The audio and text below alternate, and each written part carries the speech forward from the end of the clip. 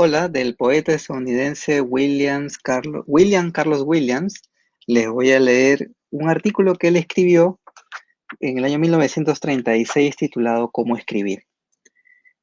Uno toma un trozo de papel o cualquier cosa, una tablilla, una pizarra o un cartón, y con algo a mano que sirva a ese propósito comienza a anotar las palabras que corresponden a la idea que tiene en mente. Esta es la fase anárquica de la escritura. La blancura de la superficie puede hacer que la mente se retraiga. Puede que le sea imposible hacer honor a sus facultades. Lo mismo da, es preciso escribir lo que sea, por mucho que no valga nada. Nada cuesta destruir luego lo escrito. Pero para escribir algo que merezca la pena es absolutamente esencial que la mente fluya y se lance a la tarea. Hay que olvidarse de las reglas, de toda restricción, lo mismo que del gusto, de lo que se estima conveniente. Hay que escribir por el mero placer de hacerlo, ya sea lenta o rápidamente. Abandonar toda forma de resistencia que impida la completa liberación. Porque hoy en día sabemos lo que la profundidad significa. Si queremos ser verdaderamente profundos, hemos de alcanzar una hondura primigenia. Desatadas, las facultades remontan la noche de nuestro pasado inconsciente y descienden hacia el pasado ritual, amoral de la especie, hacia el fetiche, el sueño, hacia cualquier lugar al que el genio del escritor en cuestión se descubra capaz de ir. En esos momentos el artista, el escritor, bien podría considerarse una persona peligrosa. Todo puede ocurrir, pues se haya desconectado del orden social. Puede hacer una tontería, o puede que su mente avance inesperadamente por una senda cerrada, hace tiempo, o jamás transitada, con enorme valor para la sociedad. Él, pese a todo, avanza sin ningún propósito u orden previo. En este punto, los artistas se oponen por necesidad a cualquier utilidad de su arte. No importa si lo que escriben es un tratado de matemáticas o un poema. Hasta donde eso es posible, mientras escriben, el matemático o el poeta deben abandonarse en mayor o menor grado a la escritura, con serenidad, desde luego, pero a conciencia, si lo que buscan es lograr expresarse con alguna profundidad de significado. El poder demoníaco de la mente es el de su pasado ancestral e individual, ese rítmico flujo y reflujo del misterioso proceso de la vida. Si no se saca partido a esta facultad, nada importante puede surgir. Allí radica el valor de la poesía, cuyo simbolismo rítmico, a menudo ignorado, supone su mayor fuerza y hace que toda prosa, en comparación, resulte poco más que un balbuceo de la inteligencia. Es por eso que los poetas han sido considerados con frecuencia criaturas desequilibradas, locos. A menudo lo son. Sin embargo, rara vez se entiende la razón intrínseca. Toman contacto con voces, pero allí radica la verdadera esencia de su poder. Las voces son el pasado, las profundidades de nuestro ser. No son las partes más bajas, sino las más profundas de nuestro cuerpo, las que se manifiestan. El mesencéfalo, los nervios, las glándulas, los propios músculos y huesos. Y lo escrito se convierte en un objeto. Ya no es un vago fluido que se expresa mediante un mero simbolismo ritual. Son palabras concretas vertidas sobre el papel. La expresión ha abandonado el pasado que nos conforma y ha derribado al presente. Ha entrado en un nuevo campo, el de la inteligencia.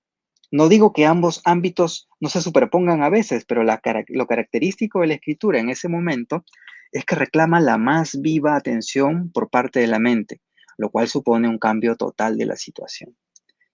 Es de esta fase de la escritura de la que se ocupan las universidades y centros de enseñanzas de todo tipo, pero nadie parece darse cuenta de que sin ese primer atisbo de los más profundos estratos de la personalidad, toda la enseñanza y el aprendizaje del mundo sirven de poco. No haberse dado cuenta de esto suele ser el mayor error de quienes creen saber algo sobre el arte. Ahora bien, todo lo que esa primera fase de la escritura consigue es registrar algo sobre papel. ¿Posee algún valor? En este punto la pregunta no puede contestarse, y no viene al caso que el poeta se diga, esto lo hice yo, así que debe ser excelente. Puede que lo que ha escrito sea excelente, en efecto, pero solo la inteligencia consciente es capaz de establecer por qué. El objeto escrito está sujeto a la misma jurisdicción que todo aquello que ha sido creado por elección. Una vez que esa elección ha sido hecha, se precisa una voluntad capaz de respaldarla. Hay que avanzar cautelosamente, pero el primer paso nunca debe consistir en pretender que aquello que se ha escrito en un estado casi alucinado se ajuste a determinadas reglas. ¿Qué reglas habrían de ser estas? En lugar de eso, hay que examinar cuidadosamente lo escrito en busca de lo nuevo y lo extraordinario, y nada debe rechazarse sin una razón clara, porque de este modo se pone en duda a la misma inteligencia. Así, descubrimos que el lenguaje está anclado sobre todo a la sabiduría y a la insensatez de nuestras vidas, a pesar de lo cual puede brotar viciado. Los significados pueden difuminarse, y lo harán. Las frases pueden impedirnos llegar a una conclusión. Como todo en los escritos de genio, en determinados poemas, si acaso, la personalidad del artista liberada puede lograr su objetivo, vencer la estupidez. Pero tal cosa solo sucede si se respeta la forma original del escrito. Salvo en los casos en que algo sale mal, no hablamos de dos personas distintas, el poeta por un lado y el crítico por el otro, sino de una misma persona, el escritor. Este ha escrito con la mayor profundidad de la que es capaz, y ahora el resultado está ahí, un objeto al que se enfrenta con la parte más nueva del cerebro humano, el proencéfalo, donde se asientan la memoria y el raciocinio, lo que llamamos inteligencia. Esta no tiene mejor propósito que reconocer y rechazar cuanto ha sido dicho de mejor manera en otro sitio. Mientras que en la primera fase la persona no necesita en realidad saber nada, en esta es necesario que conozca tanto como sea posible, y desde todos los ángulos, las obras de otros hombres de distintas épocas. Este es el momento del estudioso. Y para un estadounidense es el momento de tomar una decisión fundamental. ¿En qué idioma se ha escrito? Hace algunos años, cierto compatriota dirigió desde Inglaterra un ataque a los escritores de nuestro país, preguntándose cómo pueden escribir en inglés si no lo oyen hablar jamás. Su comentario pretendía ser irónico, pero resultó naif. La respuesta a esta pregunta es naturalmente, ¿por qué preocuparse del inglés cuando tenemos una lengua propia? Es la inteligencia la que nos hace recapacitar sobre la historia de la lengua y su situación actual, sobre el cual Poe, la valía de Whitman, el propósito del verso libre y por qué apareció en aquel momento, la importancia de la obra de Gertrude Stein, de los escritos de James Joyce y las razones de la estructura propia del poema moderno.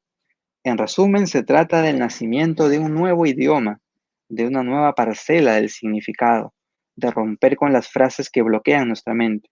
Todo lo anterior podría explicarse con más detalle. Se podría escribir un libro sobre ello, pero este no es mi propósito ahora.